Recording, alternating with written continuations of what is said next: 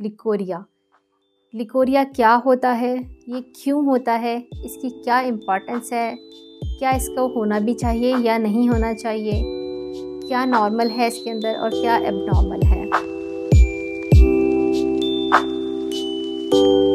अस्सलाम वालेकुम and hello for everyone. मैं doctor Rabia Naeem, consultant gynaecologist and infertility expert, doctor Rabia Naeem clinic के फोरम से आपसे बात कर रही हूँ। मेरा मकसद इस चैनल के थ्रू फ़ीमेल्स के अंदर अवेयरनेस को बढ़ाना है ताकि वो बेहतर तरीके से अपना ख्याल रख सकें और एक अच्छा और हेल्दी कम्युनिटी का फ़र्द बनकर सामने आएँ।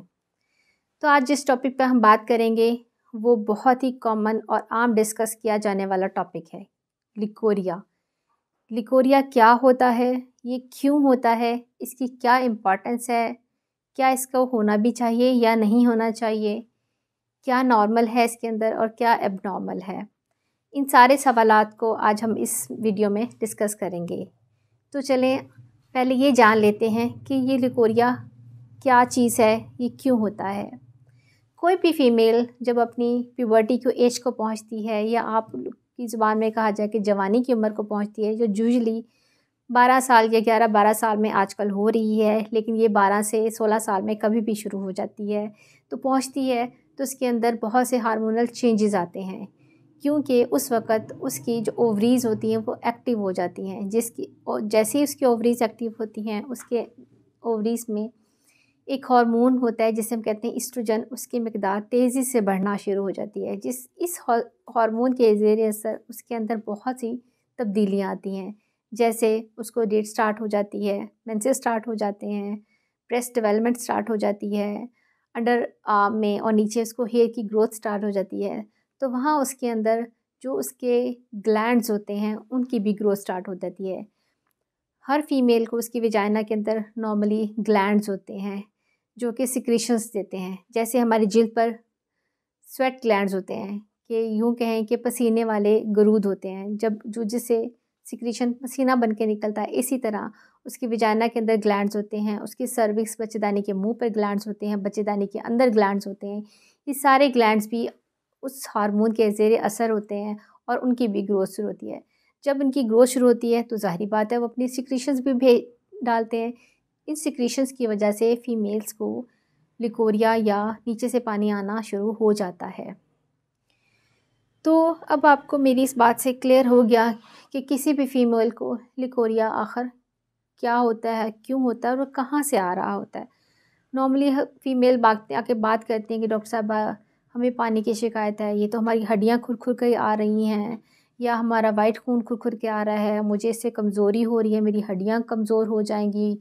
तो ये सारे वहम हैं। ये लिकोरिया आपकी नॉर्मल वेजाइनल सिक्रीशंस होती हैं जो कि आती हैं, ना तो ये आपकी हड्डियाँ खुर के आ रही हैं, ना ही आपकी हड्डियों को कमज़ोर कर रहा है। अब ये दूसरा सवाल कि आखिर ये लिकोरिया की क्या इम्पोर्टेंस है, क्यों आता है, क्या अगर ये नहीं हो तो क्या हो जाएगा। जब भी हमारे स्किन, हमारी जिल्द, जब सेल्स डेड हो जाते हैं तो वो डेड सेल उतर जाते हैं और नीचे से नए सेल्स आ जाते हैं। ये एक नॉर्मल प्रोसेस है जो कि हमारी जिल्द से लेकर हमारे मुंह के अंदर से मिकोज़ा से लेकर वेजाइना के अंदर की मिकोज़ा हर जगह होता है। लेकिन जो सेल्स हमारी वेजाइना से टूट के गिरते हैं, जो कि आम आँखों को तो नज़र नहीं आते लेकिन होते हैं और नीचे से हेल्दी सेल होते हैं, ऐसे हमारी सर्विक्स के सेल्स टूटते हैं, हमारी बच्चेदानी के अंदर से सेल्स टूटते हैं, ये सेल्स टूट जाते हैं। अब क्या ये डेड टूटे हुए सेल वहीं पड़े रहेंगे? नहीं, वहाँ पर अल्लाह ताला ने हमें बहुत से हमारे फ़ायदे के बैक्टीरिया दिए गए हैं। ये बैक्टीरिया जिसको एक कॉमन है डॉर्डरलाइन बेसिलाई एक बैक्टीरिया होता है जो कि हमारी वेजाइना में मौजूद होता है। ये जितने डेड सेल्स होते हैं इनको खाता है, तोड़ता है। जब इसकी तोड़-फोड़ स्टार्ट होती है तो वहाँ पे एक एसिड सिक्रीट होता है जिसे हम लैक्टिक एसिड कहते हैं। ये वाला एसिड की वजह से आपकी वेजाइनल सिक्रीशंस जो होती हैं उनकी जो ख़ासियत होती है वो तेज़ाबियत वाली होती है। ये तेज़ाबियत वाली जो सिक्रीशंस होती हैं ये बहुत इम्पॉर्टेंट है, क्योंकि आपकी जो नॉर्मल वेजाइनल सिक्रीशन की जो रतूबतें होती हैं वो तेज़ाबियत है, क्योंकि जब भी कोई बैक्टीरिया, कोई वायरस, कोई जरासीम इस रास्ते के ज़रिए अंदर दाखिल होने की कोशिश करता है तो ये तेज़ाबियत की वजह से वो डेड हो जाता है और आपको नुकसान नहीं पहुंचा पाता। और जब ये सारे डेब्रिस, डेड बैक्टीरिया, सारा लैक्टिक एसिड जब इकट्ठे हो जाते हैं तो जो आपकी नॉर्मल सिक्रीशन, जो ग्लैंड्स की सिक्रीशंस होती हैं, ये सिक्रीशन इन सब डेड सेल्स को लेकर आपकी वजाना से बाहर इसको सिक्रीट कर देते हैं। इस तरह से आपकी वजाना ख़ुद को क्लीन कर लेती है। मींस कि लिकोरिया का होना एक औरत के लिए क्यों ज़रूरी है कि ये इसके ज़रिए आपकी वजाना ख़ुद को क्लीन करती है, अपने अंदर से डेड सेल, डेड बैक्टीरिया सब को बाहर निकाल देती है, वो फिर से नीट क्लीन हो जाती है। मींस कि आपको इसकी सफाई करने के लिए, इसकी सुथराई करने के लिए किसी भी चीज़ की ज़रूरत नहीं पड़ती, ये ख़ुद ही अपने आप को क्लीन कर देती है। मतलब एक फ़ीमेल के अंदर लिकोरिया का आना उसको सेल्फ क्लीननेस के लिए बहुत ज़रूरी होता है। अब हम कहेंगे कि नॉर्मल वेजाइनल सिक्रीशंस क्या होती हैं। नॉर्मल जो वेजाइनल सिक्रीशंस होती हैं कितनी होती हैं, जो नॉर्मल, इसको हम डिस्कस करेंगे कि उसके अमाउंट, उसका कलर, उसकी स्मेल। अब बात पहले हम डिस्कस कर लेते हैं कि अमाउंट। नॉर्मल वेजाइनल सिक्रीशन जैसे कि मैंने पहले भी आपको बताया कि 1 से 2 ml हर फीमेल के अंदर होती हैं। लेकिन नॉर्मल वेजाइनल सिक्रीशंस, क्योंकि मैंने आपको पहले बताया था कि हमारे हार्मोन्स के ज़ेरे असर होती हैं, इस वजह से इनकी मिकदार कम ज़्यादा होती रहती है।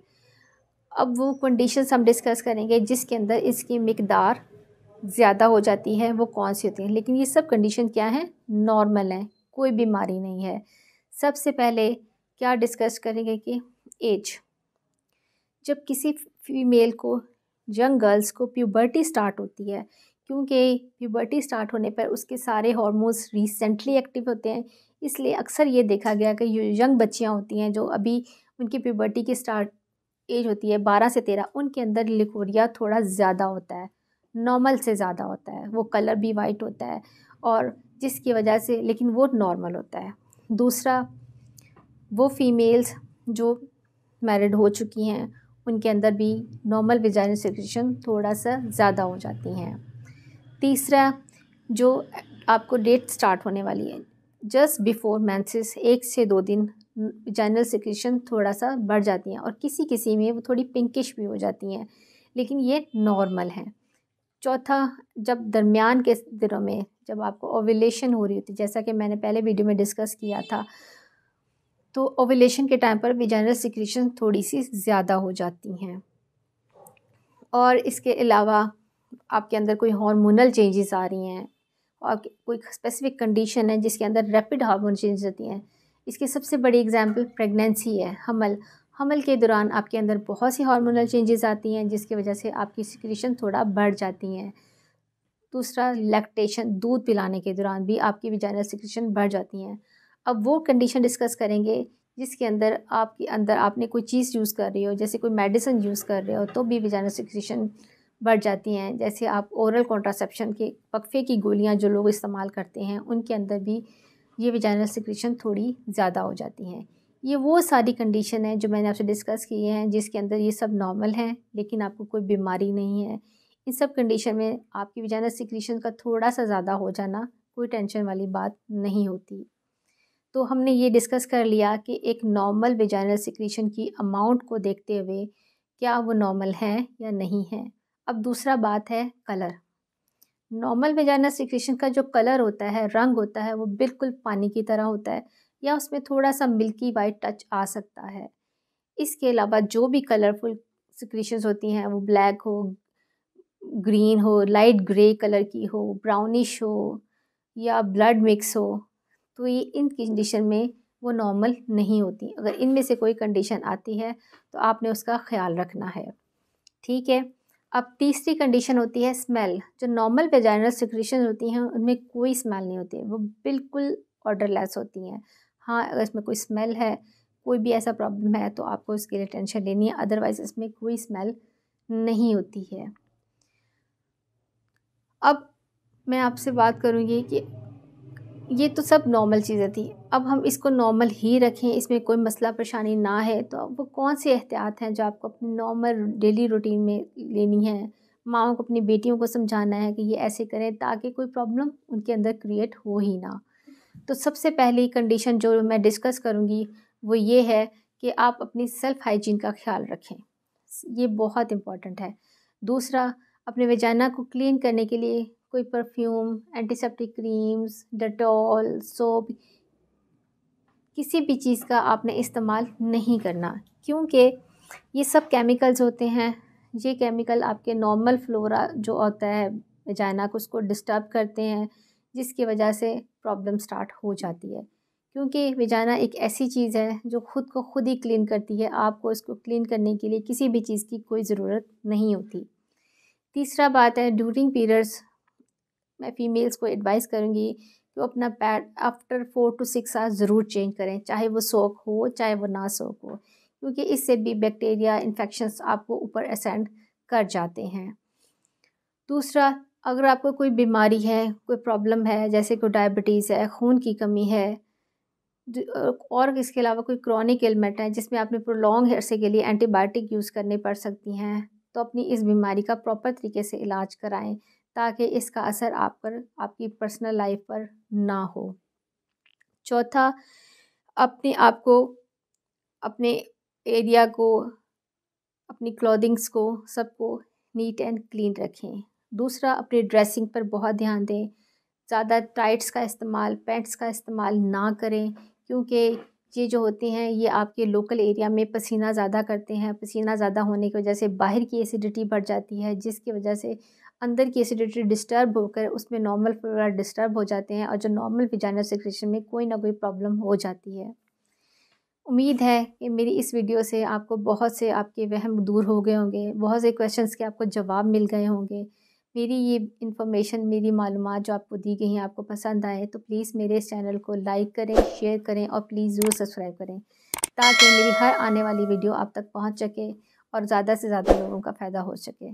शुक्रिया।